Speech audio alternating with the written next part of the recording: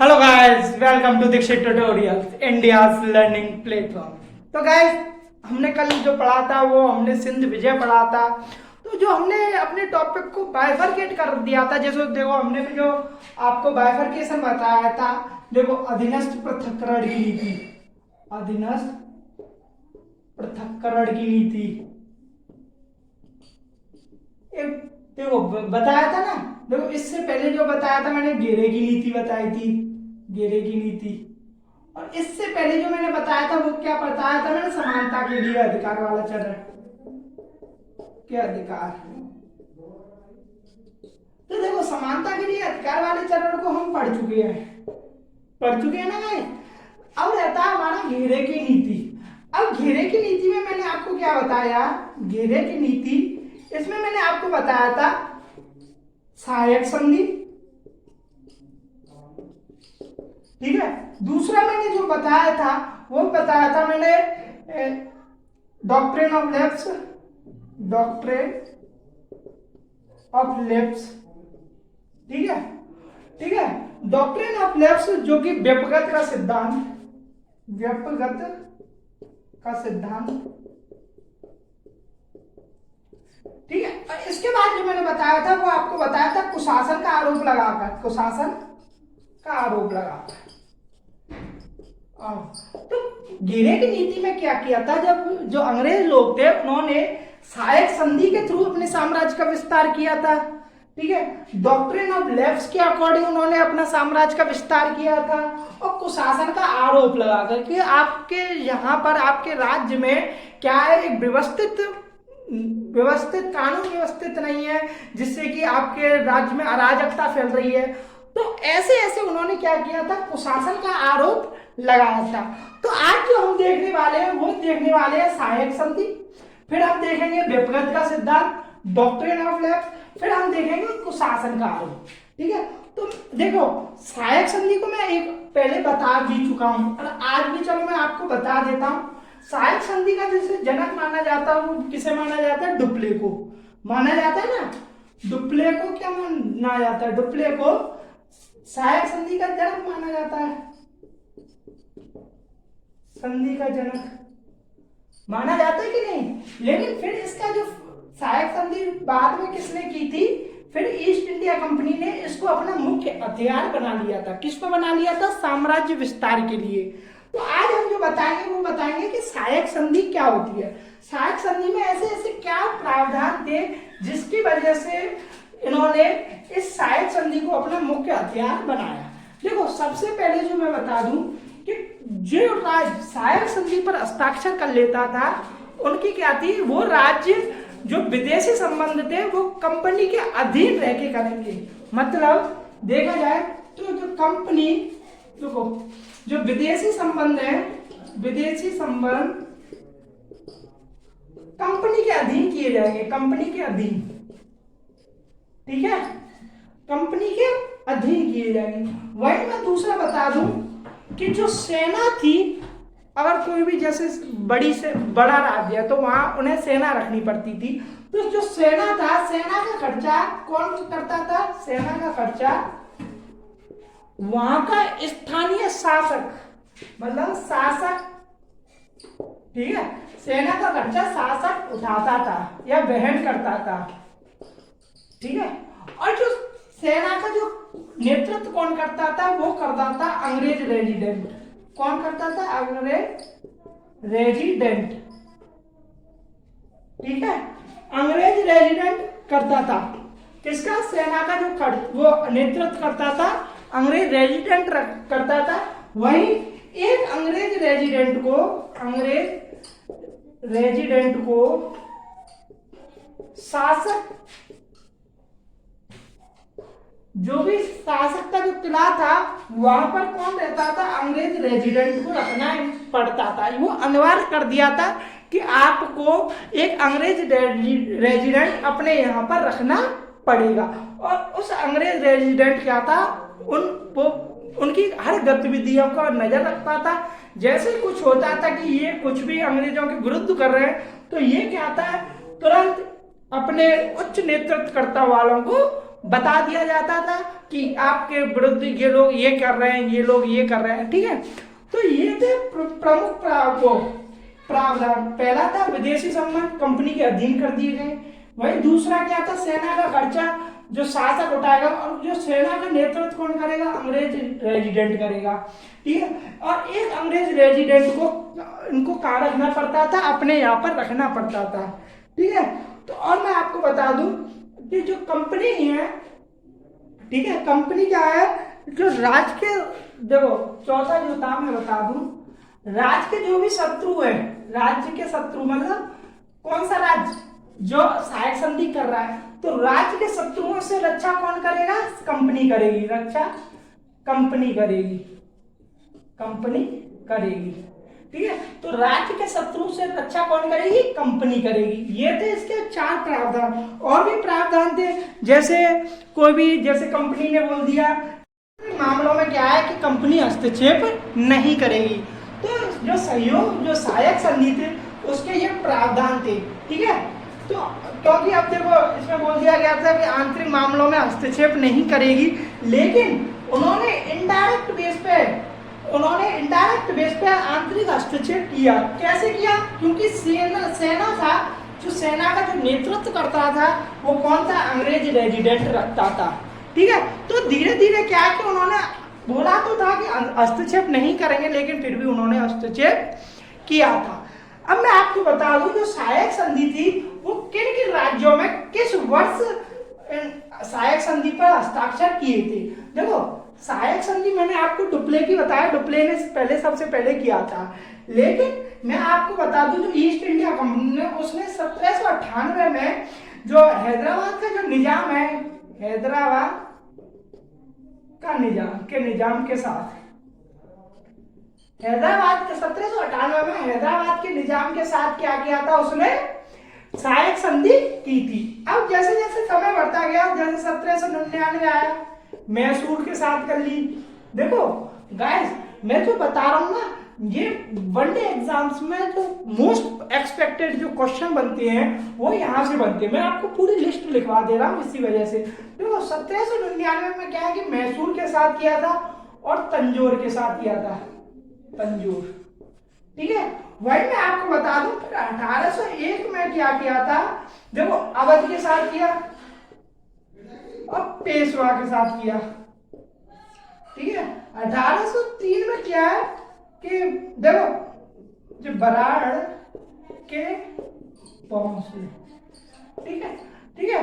1803 में क्या है, बराड़ के भोंसले के साथ किया। वही 1804 में सिंधिया, ठीक है। ये थे जो प्रमुख, ठीक है, और भी किए थे, लेकिन मैं यहाँ जो प्रमुख है वो बता दे रहा हूँ, ठीक है। 1798 में की, 1799 में की, 1801 में की, 1803 में की और 1804 में की। ये थे सहायक संधि, ठीक है।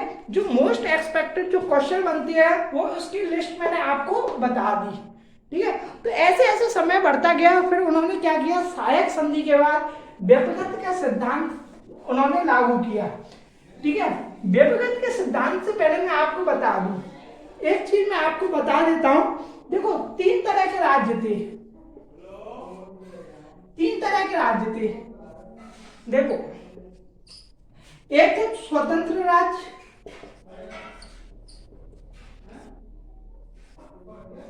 और एक कौन थे, जो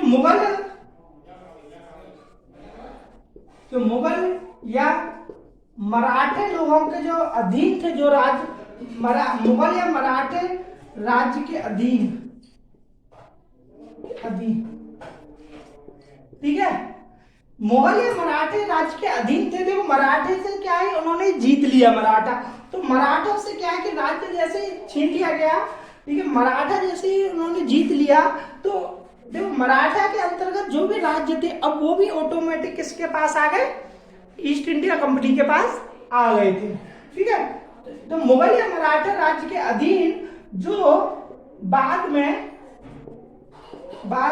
कंपनी के पास आ गए, कंपनी के पास आ गए, ठीक है। और जो तीसरा राज्य था वो था अधीनस्थ राज्य, जिन पर डायरेक्ट किसका शासन था? ईस्ट इंडिया कंपनी का शासन था। ठीक है, तो अब क्या है, देखो जैसे जैसे जो अधीनस्थ राज्य थे, यहाँ क्या था, अगर किसी भी शासक का कोई भी बच्चा नहीं होता है तो वो क्या करते थे, गोद ले लेते थे। तो जो अधीनस्थ राज्य थे इनको गोद लेने का अधिकार नहीं था, गोद लेने का अधिकार नहीं था, अधिकार नहीं था। और जो मुगल के जो भी राज्य के अधीन जो भी राज्य थे ना, उनको क्या कर दिया गया, देखो गोद लेने का अधिकार, गोद लेने से पहले ईस्ट इंडिया कंपनी के से अनुमति लेनी पड़ती, अनुमति लेनी पड़ती थी। ठीक है, अब ये ईस्ट इंडिया कंपनी निर्धारित करती थी कि ये गोद लेगा या नहीं, और वो मना कर देता कि ये गोद नहीं लेगा तो वो शासक वो गोद नहीं ले सकता था। उसने अगर बोल दी कि हाँ ले सकते हो तभी ले सकता, अन्यथा वो गोद नहीं ले पाता। ठीक है, तो जो 3 राज्य थे वो ये थे, स्वतंत्र राज्य जो मुगल के राज्य के अधीन थे, और जो अधीनस्थ राज्य थे जो अधीन थे, किसके अधीन थे? ईस्ट इंडिया कंपनी के, ईस्ट इंडिया कंपनी के अधीन। ठीक है, तो जो व्युत्पत्ति का सिद्धांत है, इस सिद्धांत को जो हम दूसरा जो नाम बोलते हैं वो बोलते हैं, देखो व्युत्पत्ति का सिद्धांत, व्युत्पत्ति का सिद्धांत। इसका जो दूसरा नाम है वो दूसरा नाम है शांतिपूर्ण विलय नीति, शांतिपूर्ण विलय नीति। ठीक है, इसको हम शांतिपूर्ण विलय नीति क्यों बोलते हैं? क्योंकि देखो इन्होंने, मैंने आपको बोल दिया था, जो सिंध राज्य था उसको अधीन किया था आक्रमण के द्वारा। तो जैसे ही आक्रमण के द्वारा सिंध विजय किया था तो वो लास्ट युद्ध के माध्यम से सिंध को क्या किया था, उन्होंने अपने अधीन किया था। तो मैं यहाँ एक पॉइंट लिख देता हूं कि आक्रमण के द्वारा अंतिम जो राज्य था, अंतिम राज्य जीता वो कौन सा था? सिंध। ठीक है, आक्रमण के द्वारा अंतिम राज्य जीता कौन सा था? वो सिंध। जैसे सिंध जीता, इन्होंने षड्यंत्र रचाना शुरू कर दिया। तो उन्होंने फिर क्या किया, व्युत्पत्ति के सिद्धांत को निर्धारित किया, जिससे कि क्या है कि अगर कोई किसी को गोद लेने की अनुमति नहीं मिलती, ठीक है, तो वो क्या करता था, गोद तो ले नहीं सकता था। तो जैसे गोद नहीं लेगा तो उसका क्या है कि जो शासक था, अब वो आगे भविष्य में शासक कौन करेगा, तो वो क्या करता था, वो डायरेक्ट किसके अधीन चला जाता था? वो ईस्ट इंडिया कंपनी के अधीन चला जाता था वो राज्य। ठीक है, जिससे कि क्या है कि जो शासक थी उसकी संप्रभुता पर खतरा आ गया था। ठीक है, तो इसी वजह से यह व्युत्पत्ति का सिद्धांत था, उस व्युत्पत्ति के सिद्धांत को क्या बोला गया? शांतिपूर्ण विलय नीति। ठीक है, जो इसने ये जो करवाया था वो कौन था? लॉर्ड डलहौजी। ठीक है, लॉर्ड डलहौजी ने क्या किया था, 1848 में इसको प्रतिपादित किया था। कि कब किया था? 1848 में। ठीक है, तो क्या है, ये व्युत्पत्ति के सिद्धांत को जैसे ही निर्धारित किया ताकि अपने साम्राज्य का विस्तार कर सके। उनमें क्या थी कि एक मानसिकता आ गई थी कि जितना ज्यादा अगर आप लोग वो करोगे, समझ रहे हो ना, कि जितना ज्यादा साम्राज्य विस्तार करोगे उतना ज्यादा मार्केट मिलेगा, जितना ज्यादा मार्केट मिलेगा उतनी ज्यादा खुद के जो माल आ रहा है उसको बेचने के लिए एक पूर्ण अधिकार मिल जाएगा, एकाधिकार मिल जाएगा, जिससे कि उनकी आर्थिक स्थिति मजबूत होगी। ठीक है ना, तो मैं इसके भी लिस्ट बता देता हूँ व्युत्पत्ति के सिद्धांत में कि कौन कौन सा राज्य कब अधीन में लिया गया। देखो सतारा लिया गया, झांसी लिया गया। ठीक है, मैं आपको पूरी लिस्ट बता दे रहा हूं। देखो 1848 में सतारा लिया गया। ठीक है, 1849 में जयपुर और संबलपुर। ठीक है, फिर 1850 में बघाट लिया गया। ठीक है। 1854 में उदयपुर लिया गया, ठीक है, झांसी लिया गया है, और क्या लिया, नागपुर, ठीक है। देखो सतारा लिया गया, जयपुर, संबलपुर, बघाट, उदयपुर, झांसी, नागपुर, ये 7 थे जो किसके द्वारा लिया गया, व्यक्तिगत के सिद्धांत के द्वारा, व्यक्तिगत का सिद्धांत, ठीक है। 1 2 3 4 5 6 7, ठीक है ना। तो क्या था, वो अपने साम्राज्य का विस्तार करते जा रहे थे। जो मैं 1857 की जो क्रांति बताऊंगा, जो उसका एक कारण बताऊंगा, वो प्रमुख कारण क्या था, एक व्यक्तिगत का सिद्धांत था। क्योंकि क्या है कि जो शासक जब लड़ने आए, उन्होंने युद्ध प्रारंभ किया, क्योंकि वो क्या था, उनकी स्वतंत्रता छीन ली गई थी, उनकी संप्रभुता छीन ली गई थी, जिसका विरोध उन शासकों ने किया था। किसके विरुद्ध किया था, ईस्ट इंडिया कंपनी के विरुद्ध।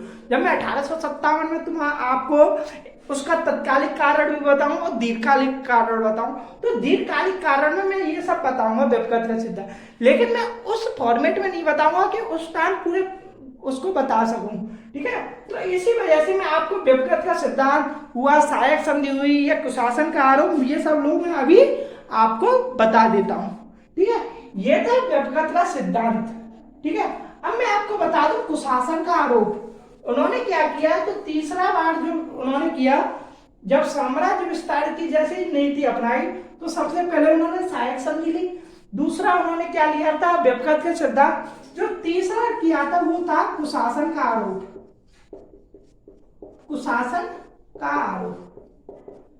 अब इसमें क्या करते थे कि वो जानबूझकर ऐसा दर्शाते थे कि आप पर आपका राज्य संभाला नहीं जा रहा, वहां पर अराजकता फैल रही है, जिसकी वजह से क्या है, वहां पर सुशासन की जगह कुशासन चल रहा है। उन्होंने जानबूझकर कुशासन का आरोप लगाया, जिससे कि वो प्रत्यक्ष नियंत्रण कर पाए, उस राज्य को अपने साम्राज्य विस्तार की नीति में जब चाहते थे उसमें उसको मिला सके, उस राज्य को मिला सके। इसके लिए उन्होंने क्या किया, कुशासन का आरोप लगाया था, ठीक है। और उन्होंने क्या है, अपने साम्राज्य में उन विलय कर लिया गया था। कौन से राज्य किए गए थे इसमें विलय, देखो मैंने बताया ना, राज्य 3 तरह के थे। मैंने बोला स्वतंत्र था, एक जो मुगल के अधीन थे, और एक थे जो डायरेक्ट अधीन थे, ईस्ट इंडिया कंपनी के अधीन, ठीक है। जो कुशासन के आरोप जो लगाए जा रहे थे, वो इस पे लगाए जा रहे थे और इस पे लगाए जा रहे थे। अब ईस्ट इंडिया कंपनी के अधीन तो वो थे, लेकिन बहुत राज्य ऐसे थे जिन्होंने क्या किया, इनका विरोध शुरू कर दिया, लेकिन उनके विरोध को नजरअंदाज करते हुए उन्होंने उस पर कुशासन का आरोप लगाया और उस पर पुनः अपना नियंत्रण स्थापित कर लिया था, ठीक है। तो मुगल हुआ, ठीक है, मुगल के अधीन जो भी राज्य थे, उनको भी कुशासन के आरोप के माध्यम से उनको क्या लिया, अपने साम्राज्य में विलय कर लिया, ठीक है। तो इसी आधार पर मैं बता दूं, 1856 में अवध को विलय किया गया, अवध को विलय किया गया। अब देखो अवध क्यों जरूरी है, मैं आपको बता दूं, 1856 में देखो अवध के साथ 2 बार सहायक संधि हुई है, 2 बार सहायक संधि, 2 बार सहायक संधि हुई है। पहली बार जो सहायक संधि की थी वो किसने वो की थी, इस क्लाइव ने की थी, लॉर्ड वो था ना, रॉबर्ट क्लाइव, उसने की थी। वही दूसरी बार जो की थी वो किस थी, वेलेजली ने। तो 2 बार जो सहायक संधि की है, उसमें से मैं आपको बता दूं, पहली बार क्लाइव ने की, वही दूसरी बार किसने की, वेलेजली ने की, ठीक है। तो ये बेहद ही महत्वपूर्ण है कि सहायक संधि 2 बार किस राज्य के अधीन, किस राज्य के द्वारा की गई थी। देखो 2 बार सहायक संधि अवध के साथ हुई थी, पहली क्लाइव ने की थी, दूसरी वेलेजली ने की थी। वही 1856 में क्या हुआ, इस पर कुशासन का आरोप भी लगाया गया था, ठीक है। तो ऐसे ऐसे करके इन्होंने क्या, अपने साम्राज्य में विस्तार किया, ठीक है। और उन्होंने अपना एक मार्केट स्थापित किया, उस मार्केट पर एकाधिकार स्थापित किया था, ठीक है। तो इनकी ये पहले से ये नीति रही थी, मैंने आपको पहले बताया भी था। देखो मैंने आपको पहले बताया था, ये क्या करते थे, पहले चेतावनी देते, चेतावनी देने के बाद ये क्या करते, वो संधि करते, दूसरा संधि, तीसरा क्या करते थे, षड्यंत्र करते थे, ठीक है। चौथा क्या करते थे, है आक्रमण, ठीक है। चेतावनी, संधि, षड्यंत्र, आक्रमण, ठीक है। जैसे जैसे वो उन्हें क्या करना था, उनको अपना साम्राज्य का विस्तार करना था, चाहे कैसे भी हो, साम दाम धन दंड भेद, ठीक है, कैसे भी हो, क्या करते थे, उनको अपने साम्राज्य में विस्तार करना था, कोई भी राज्य अपने साम्राज्य में विलय करना था। उसी के तहत सहायक संधि की उन्होंने व्यपगत का सिद्धांत किया, उन्होंने कुशासन के आरोप भी लगाए, ठीक है। और इसमें वो बहुत हद तक कामयाब भी हुए। लेकिन फिर क्या होता है, एक 1857 की क्रांति होती है, जिसको बहुत इतिहासकारों ने क्या बोला, प्रथम स्वतंत्रता संग्राम, ठीक है, उसको बोला गया था। और जो दीर्घकालिक कारण थे उनमें क्या था, दीर्घकालिक कारण जो 1857 की क्रांति का जो दीर्घकालिक कारण था, उनमें से एक ये भी मुख्य कारण था, व्यपगत का सिद्धांत हो, कुशासन का आरोप हो और सहायक संधि। क्योंकि इनकी क्या स्वतंत्रता छिन गई थी। जब किसी की स्वतंत्रता छिन जाएगी तो हर कोई ठीक है, तो वो क्या आक्रमण करने की सोचता है, जिससे कि क्या दूसरे इंसान को दबाकर अपनी जो पहले जो स्वतंत्रता थी उसको हासिल कर सके। इसी के विरुद्ध एक 1857 की क्रांति में ज्यादातर ऐसे राज्यों के शासक युद्ध में उतरे ताकि वो अपनी स्वतंत्रता, अपनी संप्रभुता को हासिल कर सके, ठीक है। अब मैं आपको कल जो बताऊंगा वो मैं आपको 1857 की क्रांति बताऊं। एक मैंने आपको व्यू दे दिया कि 1857 की क्रांति का जो दीर्घकालिक कारण क्या था, एक दीर्घकालिक कारण, और भी दीर्घकालिक कारण है, मैं वो कल बताऊंगा, लेकिन एक प्रमुख दीर्घकालिक कारण मैंने आज आपको बता दिया, ठीक है। तो कल मैं पूरा डिटेल नहीं बताऊंगा कि व्यपगत का सिद्धांत क्या होता है, सहायक संधि क्या होती है, कुशासन का आरोप क्या होता है, ठीक है। तो अगर आपको ये सेशन आपको अच्छा लगा हो तो अपने फ्रेंड्सों के साथ शेयर किया करो, जिससे कि क्या है, आप लोगों को अपनी जो बोलते हैं ना कि आपको अपनी पता चले कि आप कितने पानी में हो, कितने दूध में हो, ठीक है। कंपटीशन करो, क्योंकि कंपटीशन का जमाना है, और जो लोग कंपटीशन करेगा वही अपने जीवन में निखार पाता है, ठीक है, निखर जाता है। आप निखरोगे, लेकिन उसके लिए क्या है, आपको प्रतिस्पर्धा के लिए तैयार रहना पड़ेगा। तो ज्यादा से ज्यादा इस सेशन को शेयर किया करो, ठीक है, लाइक करो, सब्सक्राइब करो एंड शेयर करो इस चैनल को। जय हिंद, जय भारत।